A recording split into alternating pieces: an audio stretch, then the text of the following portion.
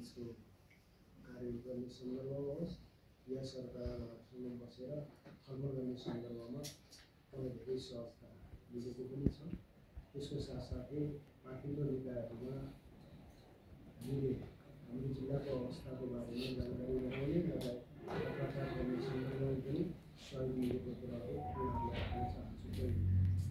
दोस्रोमा यहाँ धेरै कुराहरू भइसकेको हुनाले सीमाको सुरक्षा हुनुपर्दछ। अन्तर्राष्ट्रिय सीमा हाम्रो जोडिएको छ, जसमा अघि पनि कुरा उठिसक्यो 144 किलोमिटर चाहिँ सीमा जोडिएको र त्यसमा निश्चित ठाउँहरूमा हाम्रा सुरक्षाकर्मीहरू बसिरहेको त्योभन्दा बाहिर खुल्ला छोडे नै छ।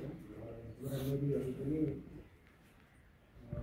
बर्खा र चाहिँ हिउँमा सुक्ने लगायतका कुराले पनि आवत जावतमा धेरै सहजता अरू समयहरूमा पनि भइरहेको अवस्था छ। त्यो कारणबाट नै केही सीमाका अपराधहरू भएका पनि छन्।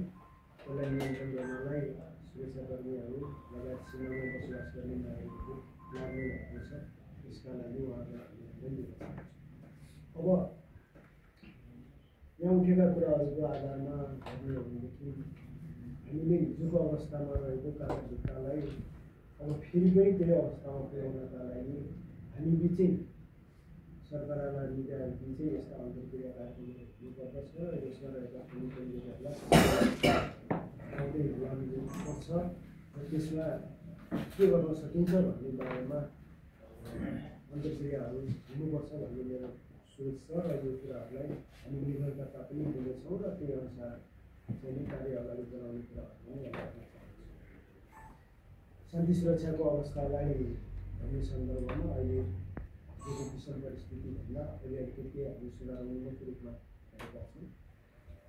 यसको साथै सीमाको सन्दर्भमा अघि पनि कुरा आइसके सीमा स्तम्भहरू अहिले सरेका छैनन्। जुन सबै सीमा अतिक्रमणहरू भएका थिए त्यो अवस्थाबाट हामी मुक्त भएका छौँ। होला यदि ठाउँमा अझ पनि विवादहरू छ नरहेको होइन। त्यो विवाद बाहेक झापा जिल्लामा त्यस्तो समस्याहरू चाहिँ केही पनि देखिएको छैन। अब अपराधहरूको सन्दर्भमा चाहिँ केही त्यस्ता अप्ठ्यारा कुराहरू अथवा पारिबाट अपराध गरेर अपराधीहरू यतावति आउने, यताबाट अपराध गरेर कार्य जाने लगायतका कार्यहरू पनि कहिले कहिले नभएको होइन।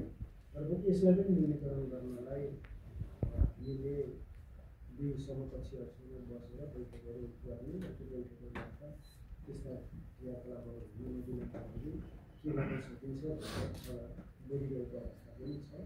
र त्यसबाट हामीले साथ सहयोग दुवै तर्फबाट एक आपसमा साथ सहयोग सूचना आदान प्रदान लगायतका कार्यहरू पनि गर्दै आइरहेका छौँ।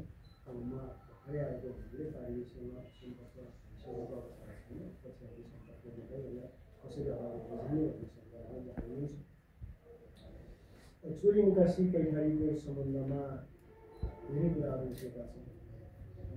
हिजोको उसको व्यापारमा त्यो कमी पनि आएको भन्ने कुरा पनि आएको छ र तयारी वस्तुहरूको सन्दर्भमा भन्सारमा काम गरिकन बाहिरबाट सामान चाहिँ निस्किरहेको तर भन्सारमा आएको भन्ने कुरा पनि देखिरहेको छ। यसलाई हामीले हामी सबै एक हिसाबले हेर्ने हो भने बिना कुराहरू पनि नागरिकको पनि महत्त्वपूर्ण जिम्मेवारी पनि छ। किनभने देशको आर्थिक अवस्था सुदृढ बनाउनका लागि हामी सबै लाग्नुपर्दछ। यी क्षेत्रले धेरै लगानीहरू गरेका छन्, व्यवसायहरूले धेरै लगानी गरेका छन्। त्यो लगानीहरूको कारणबाट देशको आर्थिक अवस्था सुदृढ बनाउनलाई जुन महत्त्वपूर्ण भूमिका खेलिएको छ त्यसमा कुनै बिचमा अर्को व्यक्तिले नाजायज फाइदा लिएको कारणले मुगलले आउने व्यवसाय साथीहरूलाई मर्का परेको अवस्था पनि हामीले देखिएको छ। त्यसलाई न्यूनीकरण गर्नका लागि हामी सबै एक आपसमा सहयोग र समन्वयमा जान सक्छौँ। त्यस्ता वर्ग हाम्रै समाजका वर्ग हामीले चिनेकै व्यक्तिहरू जति पनि सूचना हामी दिन चाहँदैनौँ। किन दिन चाहँदैनौँ त्यसको एउटा बाटो होला बेग्लै होला। तर पनि त्यस्ता कुराहरूलाई हामीले चाहिँ सबैलाई सूचना दिन चाह्यो भने त्यहाँबाट पारिबाट लिएर आएका सामग्रीहरू कुन गोदाममा राखेको होला, सिधै एकैचोटि बजारमा त आएको छैन। ती कुराहरूलाई पनि जानकारी प्राप्त हुन सक्यो भने हामी त्यसमा पनि कारवाही गर्नेछौँ। त्यति हुँदा हुँदै पनि हामीले कारवाही गरेनौँ भने अहिले हामीले त्यो हल्ला चलाउने काम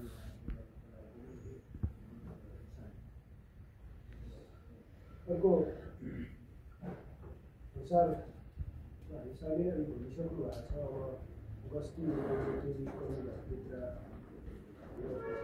अब हामीले यसलाई संयुक्त गस्ती र उहाँको नियमित गस्तीलाई पनि अगाडि बढाउनेछौँ र बैठक गरेर सचिवालय बैठक पनि बसेर त्यसमा पनि केही निर्णय गरेर हामी अगाडि बढ्ने नै छौँ। त्यसमा पनि यहाँको साथ सहयोग इच्छा पनि मैले गर्न चाहन्छु। अब यो पर्यटक र धार्मिक पर्यटकहरूको आउट जावटको सन्दर्भमा जुनको अवस्थामा जसरी पर्यटकहरू बोलिरहेका थिए, विशेष गरी बङ्गलादेशी पर्यटकहरूको कुराहरू उठिरहेको छ। यसको बारेमा त म दुनियाँ नै आफ्नो एउटा भेरिफिकेसन गराउँदैछ। 2003 पछाडिको लागि आफै नराम्रै हुँदोरहेछ। सायद उनीहरूबाटै अलिकति त्यो रुकावटको कारण अथवा चाहिँ आफ्नो कानुन कार्यान्वयन गर्ने सन्दर्भका कारणले गर्दाखेरि हामी कहाँ बङ्गलादेशीहरू आउनलाई कमी हुने हो कि भन्ने खालले उसलाई गरेको छ र फर्जीहरू पनि भित्र पस्छन् कि भन्ने हामीलाई एउटा चिन्ता पनि रहेको छ। किनभने हामीले हिजो भुटानीसँग राखेको समस्याहरूले विकास अझ त्यो निर्मूल भएर भनौँ न यो गर्न सकिरहेको छ भनेर कम्तीमा सेटल त केही गरिएका छन्, तर केही बाहिर अझ नै छ। त्यसैले त्यो अवस्था फेरि आउने चिन्ता पनि छ। यो चिन्तालाई मध्यनजर राखेर अझ पनि म त सिंहवासीको हैसियतले यहाँहरू त्यसरी ठुलो भूमिका हुन आइरहेको अवस्था अथवा हाम्रा गाउँघरका कुनै त्यस्ता सार्वजनिक जग्गाहरूमा कसैले ससाना चाहिँ बस्तीहरू बनाउन सुरु गरिरहेको त्यस्तो छ भनेदेखि समयमै त्यो बारेमा चाहिँ जानकारी गराइदिनु भयो भने हामीले तिनीहरूलाई कानुनी दायरामा ल्याउने अथवा उनीहरूलाई फिर्ता पठाउने र के गर्नुपर्ने हुन्छ त्यो कार्य हामी गर्नेछौँ। त्यसका लागि चाहिँ हाम्रा कल कारखाना बन्द व्यवसाय जहाँ गरिएका छ त्यहाँ सस्तो श्रमिकको रूपमा हामीले ती व्यक्तिहरू कुनै ठेकेदार बनेर अथवा चाहिँ म कामदार ल्याइदिन्छु भनेर ती व्यक्तिहरूलाई लिएर आएर काममा लगाउन सक्ने पनि अवस्थामा पनि गएको हुन्छ। त्यसतर्फ पनि अलिकति विचार पुऱ्याएर त्यहाँ काम गर्न राखेका त्यस्ता व्यक्तिहरूको परिचय पहिला मागेर मात्रै लगाउनका लागि पनि मैले चाहिँ यहाँहरूलाई हार्दिक अनुरोध गरेँ।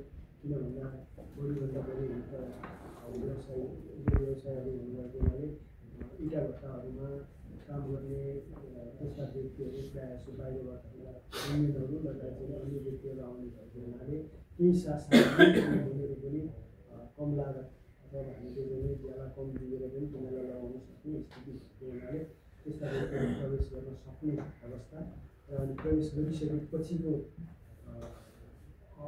सिर्जित अवस्थालाई पनि मध्यनजर राखेर यहाँहरूलाई त्यो त्यस्तोमा चाहिँ तिनीहरूको परिचय दिने र परिचय लिइसकेपछि मात्रै उनीहरूलाई काममा लगाउने व्यवस्था गर्नका लागि गर्न चाहे।